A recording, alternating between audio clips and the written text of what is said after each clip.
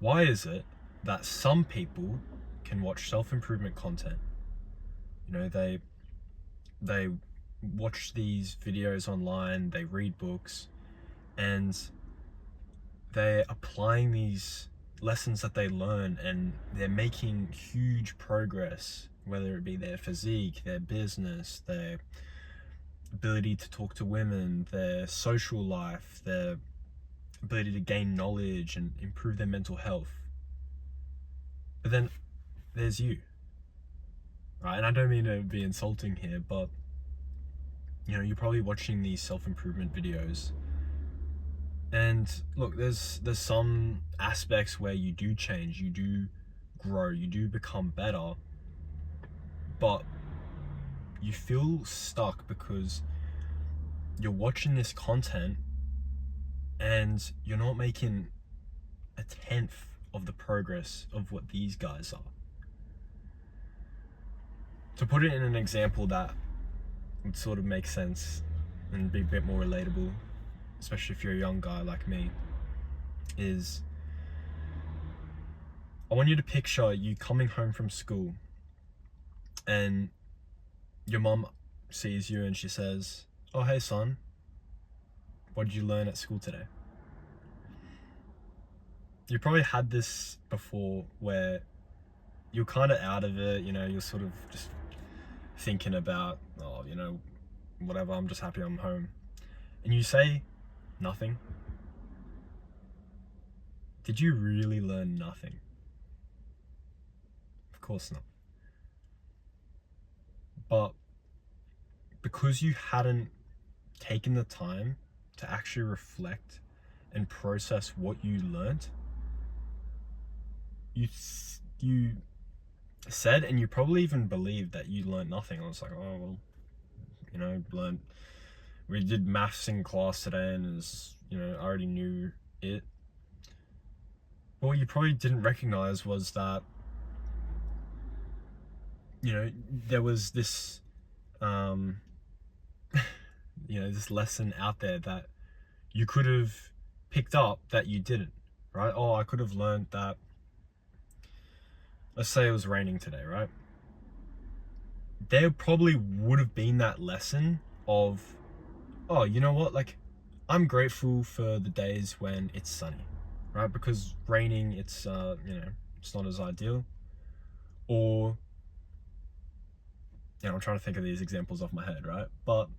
Or it could be like, you're on the oval and you're playing soccer with a friend, and something he said in terms of, oh, you're a really good team player, right? You could have, if you thought about that a bit further, you could have been like, oh, you know what? Maybe I understand the importance of teamwork, right? I know those examples are random, but I say those to just get that picture in your mind that you don't have to have explicit lessons in your life for you to learn and grow from.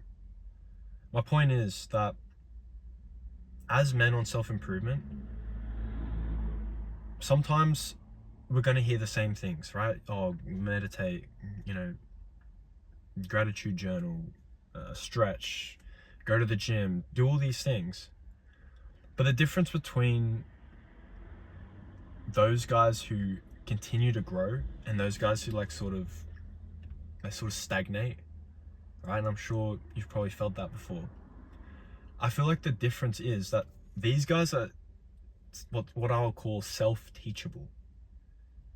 They actively and diligently look for ways in which they can coach themselves, right? And even me making these videos on YouTube, trying to give some self-improvement advice, try to document my thoughts and what I'm personally learning, that requires me to coach myself before I can give advice. And for me, I'm definitely more of an introspective person. I like to think about lessons and journal, and those things came naturally to me. I like to process.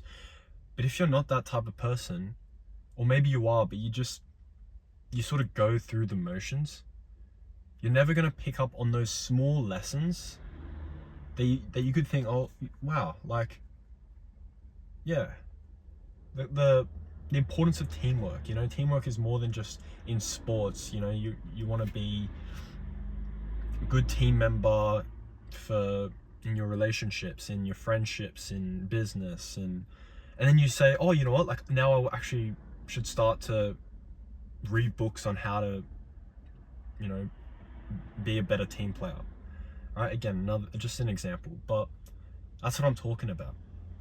It's just that self-teachability. So I feel like the best and most practical way to apply what I'm saying here is through journaling. Right? Again, as I said, it's the same advice, but I want you to have this paradigm shift when it comes to journaling. That it's not just more, oh, you know, I'm just gonna write whatever thoughts I you know, on my mind, and you know, it's just a bit of a waste of time. You know, it's like it takes like 20 minutes to journal, you know, your thoughts, and it's not really productive, or so you think, right? I feel like journaling is important because it allows, when you're writing down your thoughts, you're forced to process what you're saying at the speed of your pen. I think that's pretty powerful because, look, and I do this sometimes. I'll just sit in my car or at the gym or at home or at the park, wherever, and I'll have moments where I just sit and just think, right? And I'll try and process, oh, you know, like, where am I at in life? What are some of my goals that I want to achieve? Why do I feel a certain way? And that's effective. That can definitely work. And I would say if you do that and you make a regular habit of just being still and doing nothing, you're already better than 90% of people, right? Who are just on their phones 24/7, you know, trying to numb any bit of boredom that they have. But I think journaling is taking that next step, because as I said, it forces you to slow your thoughts down and to put them onto paper, and it takes a lot more mental effort. You can't be sort of distracted, sort of thinking through, you know, 5 different thoughts at once. You have to intentionally focus on what you're writing. And not only that, a bit of like a side bonus to it is, when you journal, you have a physical copy of your reflections. So you can go back over time and look through what you've journaled and then go, oh, yeah, I remember that day when, you know, I was playing soccer with Timmy or whatever, and, you know, I learned that specific random lesson about teamwork, and it made me a better team person, right? You looking through that, you know, and it's the same thing with, you know, rereading books or rewatching YouTube videos, right? I know no one likes to do that. You already know what you've learned, but sometimes recapping things, you pick up on stuff that you didn't see beforehand. Right? So you might watch a documentary, and then 3 months later you might watch it again. You think, oh, like I didn't remember he said that. That's a really cool fact. I didn't know, you know, cheetahs were the fastest animal. I don't know, right? just random. But that's the point, is when you are recapping and you're constantly reflecting and you're thinking through your thoughts, that is when you're going to best learn those lessons. Now, I don't know if the cheetah is the fastest animal. I just said that randomly, but don't roast me if I'm wrong. But yeah, the reason why this is important and why I'm stressing this idea of just having a bit of introspection and self-reflection and just journaling your thoughts, processing them, is because you've probably heard that, you've probably seen this before, right? Or you know some people, or you've just seen it, where guys in their 20s and their 30s, you know, they go out for the weekend, or you know, they go out drinking, right? And they get blackout drunk, they regret it, they say, oh man, I hated that, I'm never gonna drink again. Then next weekend, they're drinking again. You see, it's not a lack of motivation. It's not that they weren't angry enough and that they didn't want to quit in the time, but it's because they had that thought for like an hour and then they moved on to something else, and they didn't truly process and apply the lesson that they wanted to. So the action that they wanted to take, they couldn't, because they didn't take the time to process the lesson. Let me make it a bit more personal for you. How long have you tried to stop scrolling? Maybe it's not scrolling, maybe it's eating junk food, you know, cheating on your diet, skipping workouts at the gym. How long have you tried to, how often have you said, oh man, I'm gonna stop, I'm gonna get on top of my screen time. 3 days later, you're still doing the same bad habits. And look, to be honest, I'm quite guilty of this too. I'm not sitting on like a pedestal saying, oh, you know, like I'm above this. You know, for me, I'd say it's more with my wind down time, because I take my sleep pretty seriously. I try to wind down at 8 p.m. and be asleep in bed at 9. But sometimes I'm in the middle of watching a YouTube video, or reading something online, or journaling a thought, and then it's like 9:20 and I'm still on my phone, and I'm like, how have I justified in my head that, oh, you know, just wait a bit longer. And every single time I wake up in the morning, I'm like, dude, if only I just had, you know, 30 minutes extra sleep, I would have felt fantastic. Right? And I think I have the same thoughts over and over again. But you see, the difference is, I'm not saying that journaling will fix your problems, but it will help you to train over time into your consciousness, or your subconsciousness, I should say, that thought of, hey, I should stop scrolling. I should stop scrolling now, man. You know, I've said over and over again that I don't want to keep scrolling, but here I am scrolling. Right? And it may not stop you in the moment. You may still keep scrolling, but you feel a little bit more guilty. Your brain will tell you, hey, look, you've journaled about this, you've thought about this, you know scrolling's not good for you. And it sort of, you get to the point where it's like, oh, okay, well, I'll stop, right? Maybe you scrolled for half an hour, but you say, oh, like, yeah, I'm going to put the phone down now. But that's why, that's the power of journaling, is when you write things down and you process it. It's just like how you would study at school or something, right? You'd write things down and that would put it into your mind. I think it's rote learning, I think they call it.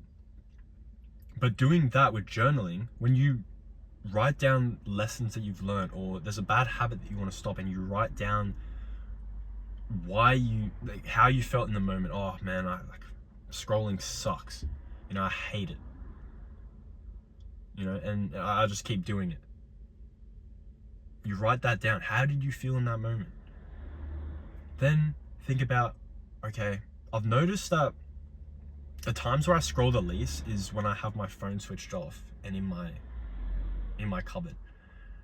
I feel like that's when I am less likely to use my phone. So you write that down too. And so next time when you have that thought and you're on your phone, you'll be thinking, oh, okay, maybe I should put my phone in my cupboard. Oh man, I know how much I hate scrolling. I really want to do it right now, but I'm just going to trust my instinct and I'm going to put it in the cupboard. And instantly you'll feel better afterwards. You'll be like, oh, you know what, man? Like, I can't believe I was about to sit there and scroll for an hour. And I know I'm yapping right now, but that's the point of journaling. Because if you don't journal, if you don't have this self-awareness, if you're not teaching yourself things and picking up on key lessons and coaching yourself, you'll just be this brainless zombie, like so many people out in today's world who just go through the motions, never learn from their mistakes. Just like those guys who are still 30 years old and they keep telling themselves every weekend they're going to stop drinking and they keep doing it. You'll end up like one of those guys. Maybe not to the context of, you know, you drinking, but you'll just keep having your porn addiction. You'll keep having your binge eating disorder. I'm not giving medical advice here, right? But you get my point, right? You keep eating junk food when you know that you shouldn't. And so get in the habit of journaling. I'm re-emphasizing my points here because I need you to understand that if you do not take the time, intentionality to process your thoughts, to find key lessons, you will continue to stay stuck. You clicked on this video because you have this feeling where you hate being stuck. You hate not seeing the change that you know you want to achieve, and you watch these videos but you just can't achieve it. It's because you're not spending enough time strategizing ways to improve. You're not testing different methods. You know, maybe you try to stop scrolling once and your method was installing an app, a time limit app. You know, I know I've done that. It doesn't really work. And so you do that, doesn't really work, you just go on another device or whatever, right? Well, write that down. You know, for me, I would say when my phone's not on me, I use my phone less. So for me, having that awareness will help me to defeat those, the bad habit that I don't want to have.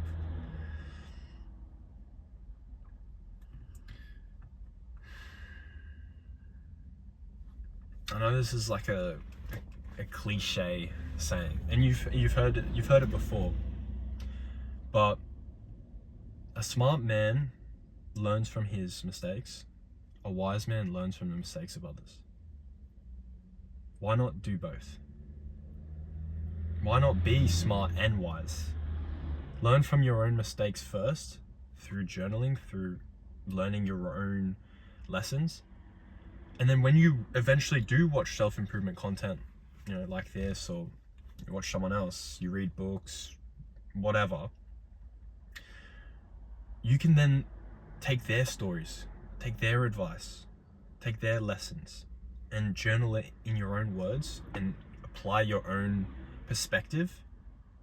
And you'll see how much more you'll be able to improve and take action on the things that they say. Even this script, this whole idea of self-teachability, right? This concept that I came up with literally came from a YouTube video that I watched, right? Obviously I'm talking, just based on the top of my head, and it's based on the examples and the stories and the perspectives that I have, right? But I've used that as inspiration, right? You see, when you take inspiration from other people and you write it down and you apply, I remember when, I was trying to teach myself something, and you know, and you sort of make those connections yourself. It's like a network that comes together, and you're able to apply and gain a deeper insight that you wouldn't have otherwise if you just passively scroll. And so I think a really key action step I want you to take, and if you've watched this far, you know, I respect the hell out of you, right? But start watching content only with the intentionality that you're trying to learn something. Don't watch just for passive entertainment anymore. You're past that point, bro. You know, every single time you spend time watching YouTube or Instagram or doing all of this brain numbing stuff, you tell yourself, oh, you know, it's educational, you know, I'm learning something. But bro, all you're doing is just filling your mind with more information. You do not need more information, I tell you that. You just need to start applying the lessons that you do learn in a deeper way. And that will only come if you allow yourself to slow down, journal your thoughts, allow yourself to process them, compare them, and make connections to the lessons that you've learned in your life. And then once it's in your brain, once it's helped you to shift your belief paradigm, that's when you will naturally start to take action. So if you're stuck, if you find yourself not making progress, even though you are watching self-improvement content, you find yourself consuming hours a day and you just still feel the same, let me challenge you right now and just watch 1, max 2 videos a day and apply the lessons that you've learned. And I'm telling you, bro, you will make so much more progress in your goals, in your life. So I'll leave you there. Please hit the subscribe button because I need to grow. I'm not making these videos just for the hell of it. I do want to grow and help inspire other people as well, and try to share my lessons to a bigger audience. So if you could help me out, drop us a sub, give us a like, and I'll see you in the next one.